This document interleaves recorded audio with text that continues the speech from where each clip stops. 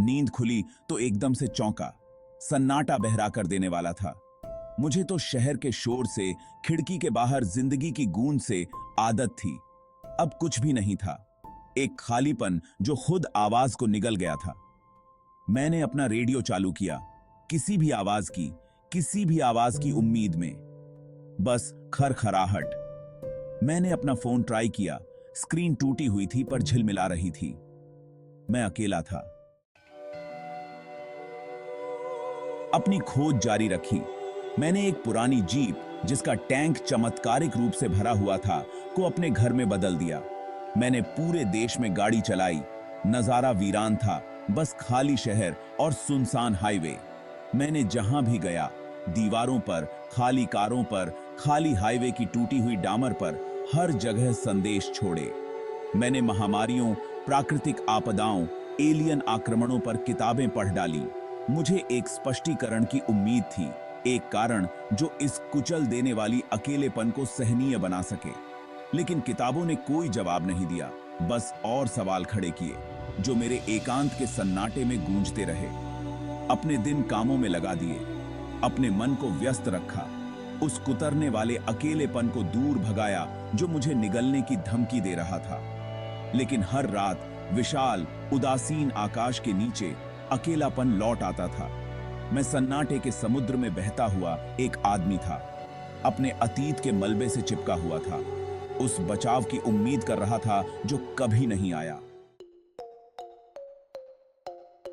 एक दिन विक्रम को एक कुत्ता मिला।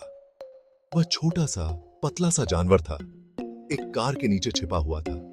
उसकी पसलियां उसके मैले फर से दिखाई दे रही थीं। मैंने उसे सूखे मांस के एक टुकड़े से फुसलाया। मेरा दिल एक ऐसी कोमलता से भर गया जिसे मैं भूल ही गया था।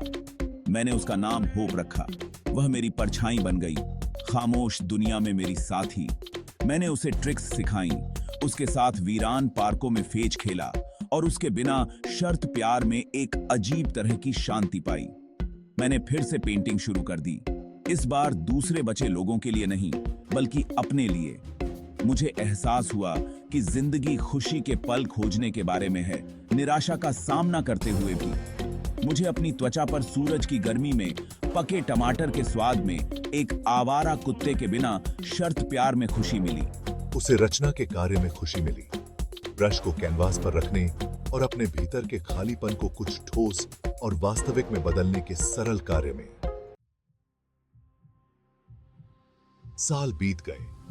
समय और एकांत से सख्त विक्रम को अपने जीवन में एक लय मिल गई थी। उसने अपने भाग्य को स्वीकार कर लिया था, मौन को गले लगा लिया था। उसकी दाढ़ी लंबी हो गई थी, उसका चेहरा धूप और हवा से सख्त हो गया था। वह वृत्ति का प्राणी बन गया था, भूमि से दूर रहता था। उसका अतीत एक लुप्त होती स्मृति थी। फिर एक दिन सब कुछ बदल गया। मैं एक वीरान शहर में सप्लाई की तलाश कर रहा था, तभी मैंने उसे देखा। एक औरत सड़क के बीच में खड़ी, उसकी आंखें डर और अविश्वास के मिश्रण से चौड़ी थीं। तुम सचमुच हो? तुम भी। तुम्हारा नाम क्या है? पहले तो विक्रम सतर्क था। उसने वर्षों एकांत में बिताए थे।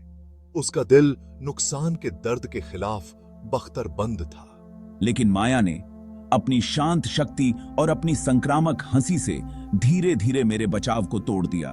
वे एक छोटे से शहर के बाहरी इलाके में एक फार्म हाउस में चले गए। यह उस जीवन से बहुत दूर था जिसे वे कभी जानते थे, लेकिन यह उनका था।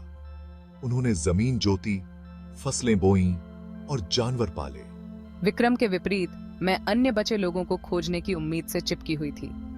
मैं पुराने रेडियो के साथ छेड़छाड़ करते हुए घंटों बिताती। एक सिग्नल, एक आवाज, कुछ भी जो मौन को तोड़ सके, को पकड़ने की कोशिश कर रही थी। विक्रम ने उसकी भावना की प्रशंसा की, मानवता की अच्छाई में उसकी अटूट आस्था की। वह भी विश्वास करना चाहता था, लेकिन उसका एक हिस्सा वर्षों के एकांत से कठोर पीछे हट गया। जैसे जैसे मौसम बदलते गए, वैसे वैसे उनके रिश्ते भी बदलते गए। वे एक आरामदायक दिनचर्या में पड़ गए। कामकाज, भोजन और अपने पिछले जीवन की कहानियां साझा करते थे। मैं इतने लंबे समय तक अतीत की गूंज के साथ रहा था, लेकिन माया एक जीवित सांस लेने वाली याद दिलाती थी कि जीवन अभी भी सुंदर हो सकता है, यहाँ तक कि एक ऐसी दुनिया में भी जो नंगी हो।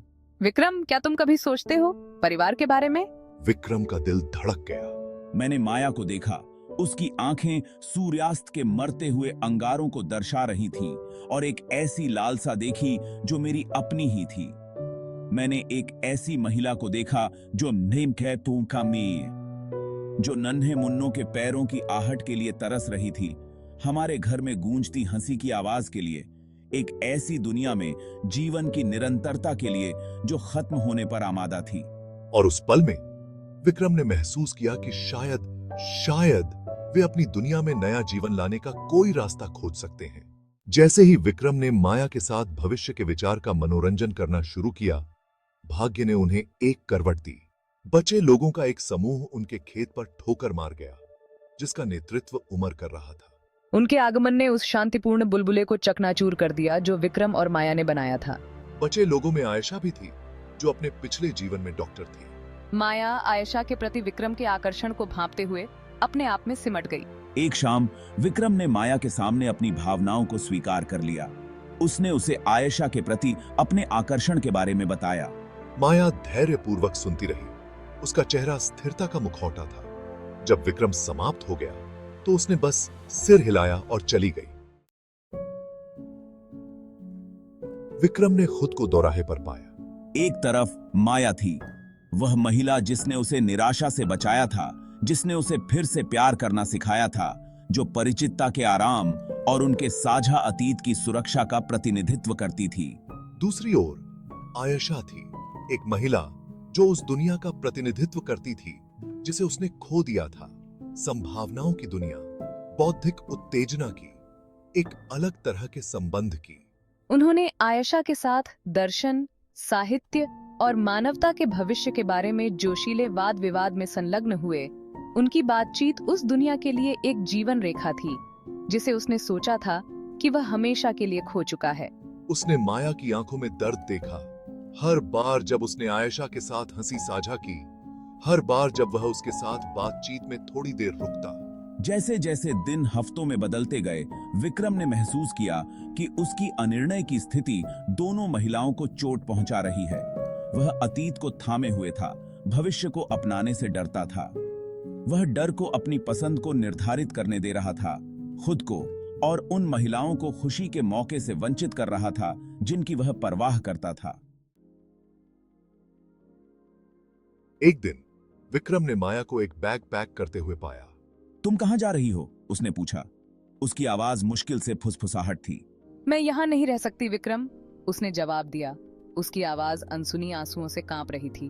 तब नहीं जब तुम स्पष्ट रूप से किसी और से प्यार करते हो। विक्रम का दिल दहल गया। वह आगे बढ़ा और उसका हाथ थाम लिया। उसके स्पर्श ने उन दोनों में बिजली का झटका भेज दिया। माया, उसने कहा।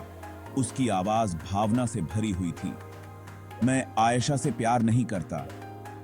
मैं उसकी ओर आकर्षित था, उस अतीत की ओर जिसका वह प्रतिनिधित्व करती थी। लेकिन यह तुम हो, यह हमेशा तुम ही रही हो। माया ने उसकी ओर देखा। उसकी आंखें धोखे के किसी भी संकेत के लिए उसके चेहरे की छानबीन कर रही थी। जब उसने उनकी गहराई में केवल ईमानदारी, केवल प्यार देखा, तो उसके चेहरे पर एक धीमी मुस्कान फैल गई। मैं तुम्हें चुनता हूं माया, मैं हमें चुनता हूं। और मैं तुम्हें चुनती हूँ विक्रम। उन्होंने गले लगाया। उनके दिल एक साथ धड़क रहे थे।